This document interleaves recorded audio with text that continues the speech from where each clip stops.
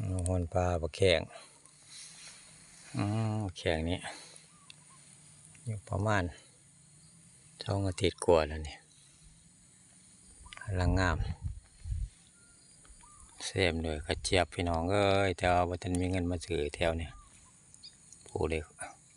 ห้องหนึ่งโลผ่าดำ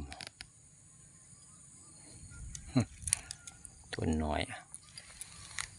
หาอยากเอาน้องเงินเนาะเอาหนแข็งพอเห็นลิ้นจือ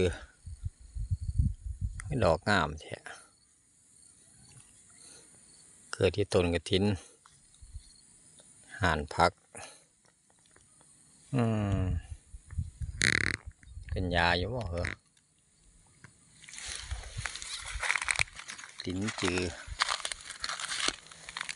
เกิดขึ้นได้งามพร้อมไอ้บนทางใต้พร้อม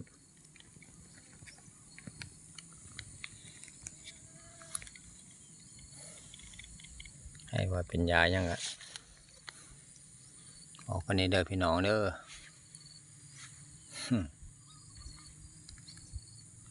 จือต้นกระถินแห้งพอกินนี่แล้วเนาะ